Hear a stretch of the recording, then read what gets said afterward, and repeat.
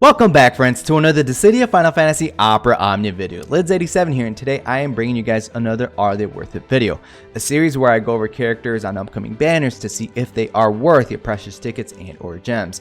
Before I get into it though, friends, please remember to hit that like and subscribe button, as I appreciate any form of love and support.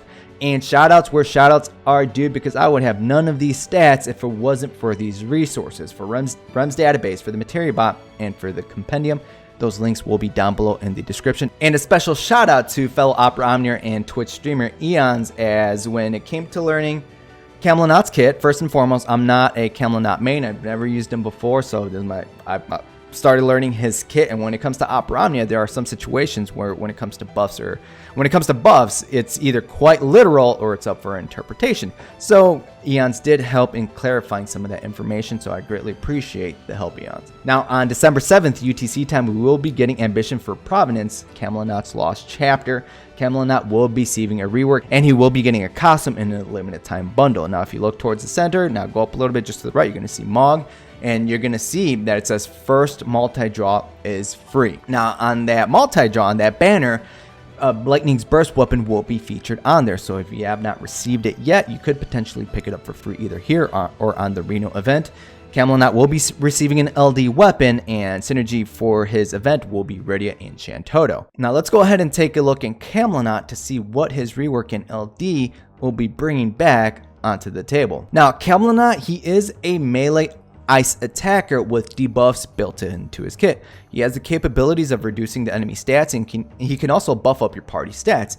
His utility come in the form of AoE delay towards the enemies, and he can paralyze the target he is attacking. He is buff friendly in the form that he has 3 in-frame buffs and 1 special effect buff, so you can stack 3 other types of buffs on top of him, just further empowering or just boosting his damage. Like I mentioned earlier, he does receive a rework, and he does receive an LD that does fix any previous issues that he has had. Now, if you're already familiar with Kam'lanaut, feel free to skip ahead. There will be timestamps in the time frame, in the description, or in the comments for you guys to go up ahead if you guys want to go look at his LD instead, or armors, or if he is already worth it. Anybody else that is not familiar with his character, if you're new to the game, stick around and I am going to recap what his abilities do. Let's start off first by talking about his second ability, First Esoteric Region, because his first ability, Frost Blade, upgrades with his Esoteric Region buff. Alright, so Esoteric Region, he will Brave Heal before the actual attack by 150% of his own attack, and after the HP attack, he will Brave Heal himself by 20% of HP damage dealt. This comes very important with his buffs, which we're going to talk about in a moment.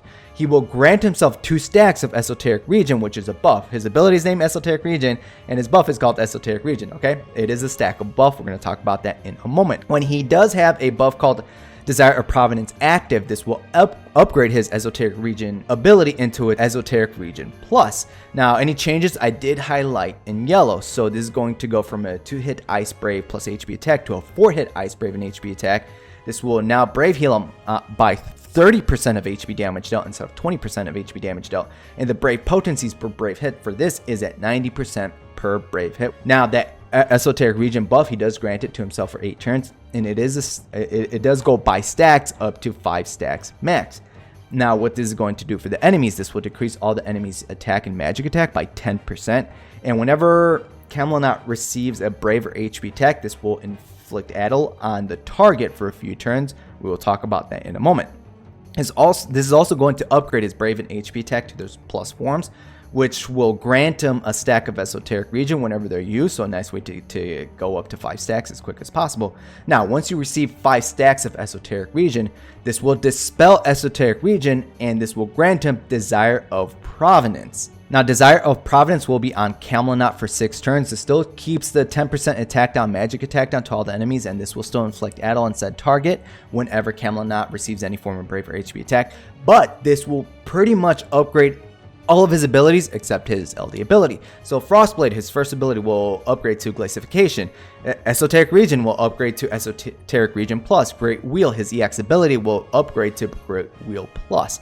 And not only that, he will now have access to his Brave and HP attack plus plus. From these two, Brave Attack plus plus is the more important one, because when you break a target using Brave Attack plus plus, This will upgrade Glacification into Glacification Plus for 1 use, and we're going to talk about that when we talk about his first ability.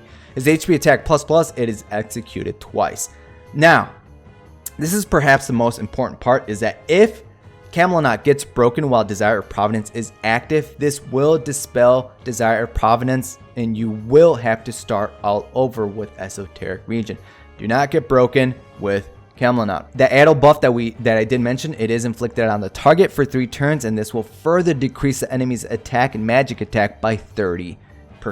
So we're at 40% total so far with all of the debuffs on the enemies. His first skill, Frostblade, this will increase any current existing Esoteric Region stacks by 2. It will not grant him Esoteric Region, it will only increase any currently existing Esoteric stacks on him. Alright, keep that in mind, and this will also grant him Intellect of Zilart for a few turns. Now, once Desire of Providence is active, remember Esoteric Region gets dispelled at 5 stacks, he gains access to Desire of Providence. This will upgrade Frostblade to Glacification.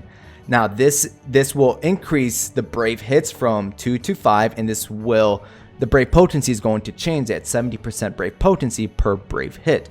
This will still grant him Intellect of Zilart, but now with Glacification, there's a 60% chance to paralyze the target.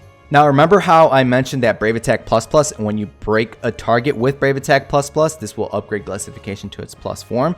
Now, this is going to further increase the Brave potency from just base Glacification to 80% per Brave hit. This will revert back to Glacification after use, but now this has a 100% chance to paralyze the target for 1 turn. So guaranteed paralysis with Glacification Plus.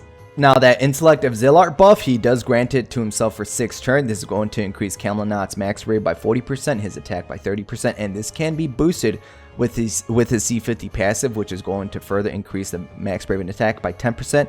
And this can be further improved with his artifact passive, Charismatic Credibility boost, which is going to increase max brave and attack by 5%, so 15% total. So you want to pick this up with attack 108.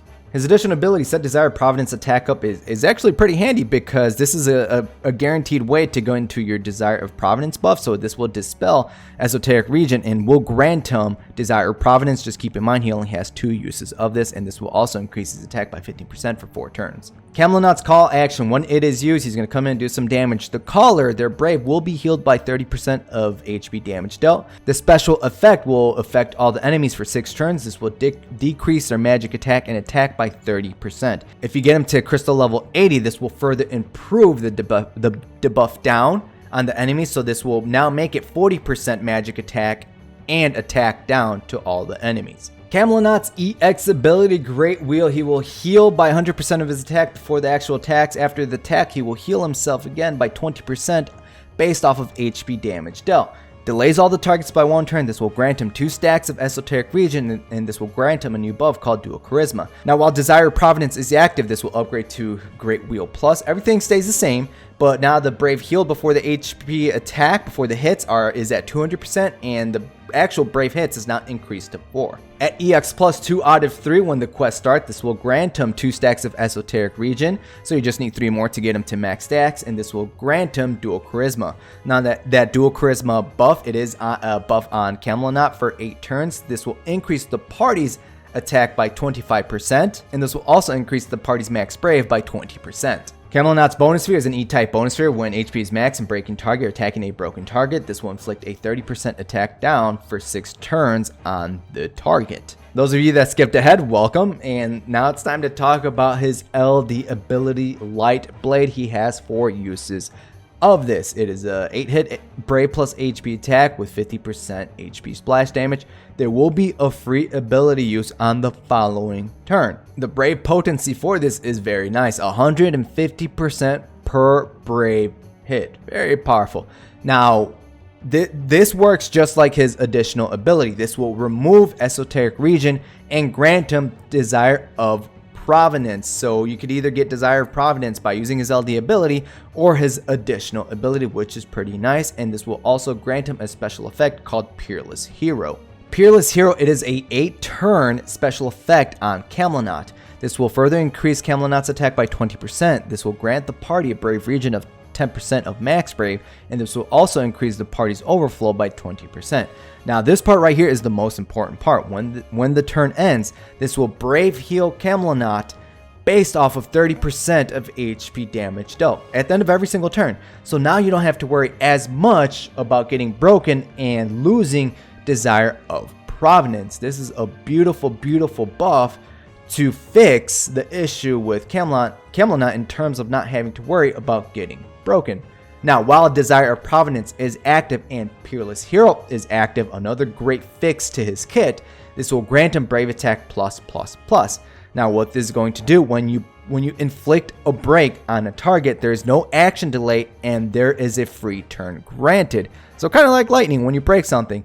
And also like lightning, no additional free turn will be granted during a free turn. So that means when you break a target during the free turn, no additional free turn will be granted until that free turn is over. How does this come into play? You guys remember Glacification? Once you break a target with Brave Attack plus plus, this upgrades into Glacification plus, which now has a 100% chance to paralyze said target. Well, now you don't have to wait, because with Brave Attack plus plus, you do have to wait until his turn comes back. With Brave Attack plus plus plus, no action delay, and it is a free turn granted. So now you have the option to paralyze the target immediately. His 7-star armor, it's actually a pretty good armor. It's Tactics Keystone, all the enemies. This is a debuffing armor. This will decrease all the enemies in Brave, Max Brave, and Attack by 10%, and this will decrease all enemies' defense by 20%, and this will allow him to exceed the held Brave and HP damage limit caps by 15%. Now, this in total, with just his own buffs too, this will grand total, enemy attack down 50%, magic attack down 40%, defense 20% down, and in Max Brave minus 10%. So if you are going to be building up Kam'lanaut, I would actually recommend picking up this armor just to further decrease the enemy stats. Cons about Kam'lanaut. You guys heard me talk about this earlier, and here it is yet again. Don't get broken. You get broken, you lose Desire Provenance. No Desire Provenance, that means no upgraded abilities. That means less damage. So don't get broken, but that's okay, because his LD ability buff, Peerless Hero, will help in terms of not getting broken by getting Brave back after the end of every turn based on HP damage dealt. Do keep in mind with his Adult debuff, he has to receive any form of Brave or HP attack. So if you have a target locker on the team, this could potentially take away from Kam'lanaut getting targeted.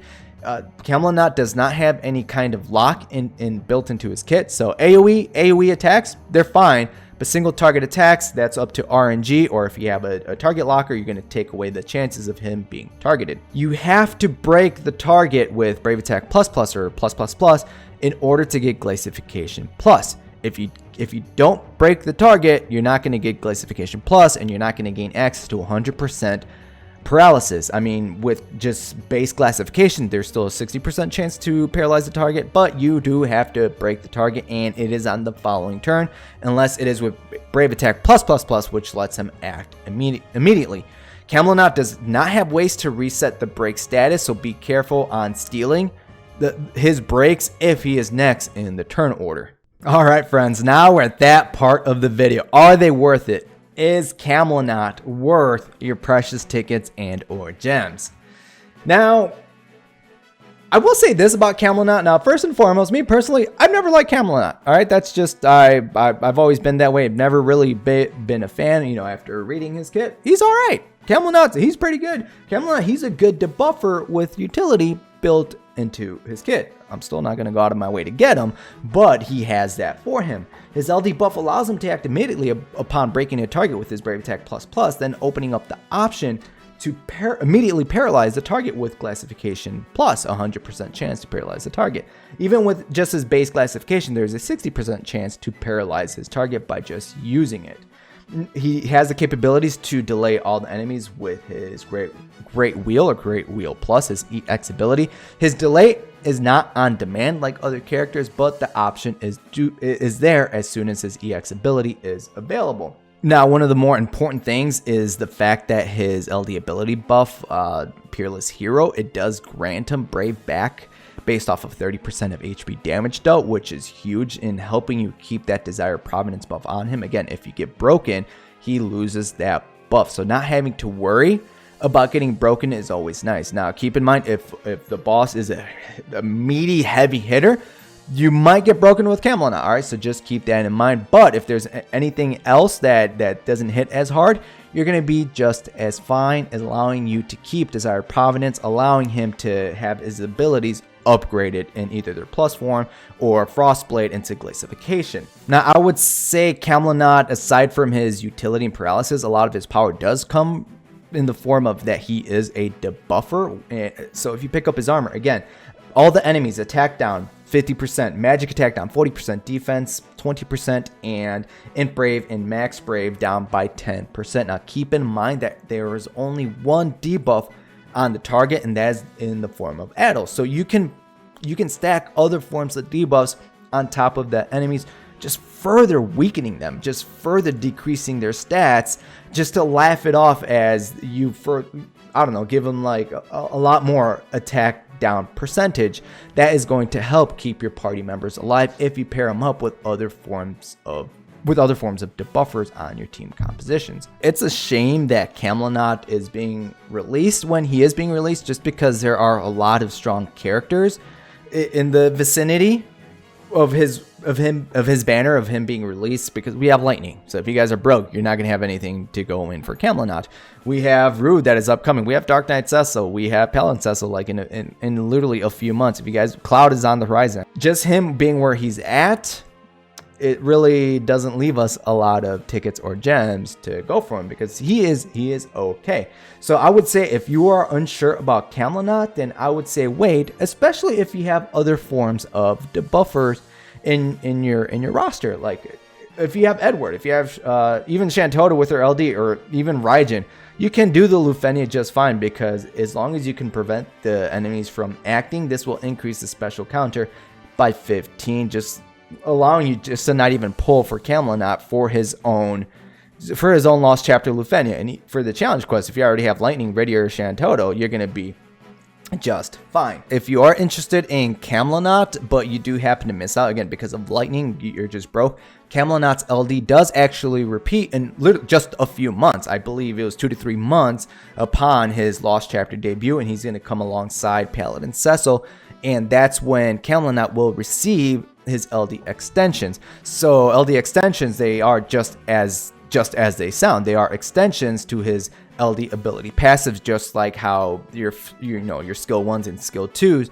have extensions in their kit. And also Kam'lanaut will receive an LD ability call action. So kind of how we have call actions now, standard call actions, there are characters later down the line that are going to start receiving call actions for their LD abilities also. So if you do happen to skip out on him now but want him, just note that he is going to be refeatured not that long in the future. At the end of the day, fam, like I would say, if you're broke, I wouldn't go out of my way to go for Kam'lanaut, but if you are gonna go for him, he's a pretty good unit to pick up. So throw your tickets outside of the free multi-draw. If you don't get anything with that free multi-draw, throw some tickets to see if you can get his LD. At least you're gonna have longevity again, because he is gonna be refeatured with his LD extensions a little bit later down the line. And if you're gonna go in with gems, just keep in mind he needs his LD for his kit. He really does his LD because of that Peerless Hero buff and what it does for him.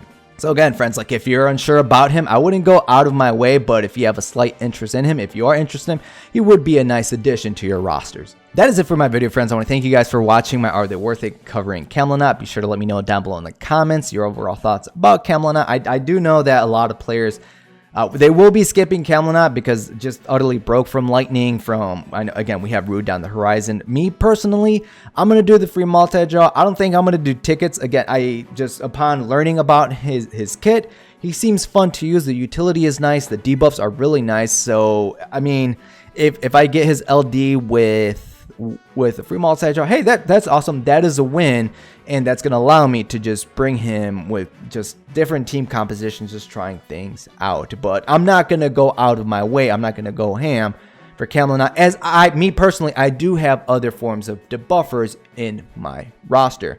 All right, fam. So again, let me know all that wonderful stuff down below in the comments. And until next time, friends, good luck and have a good one.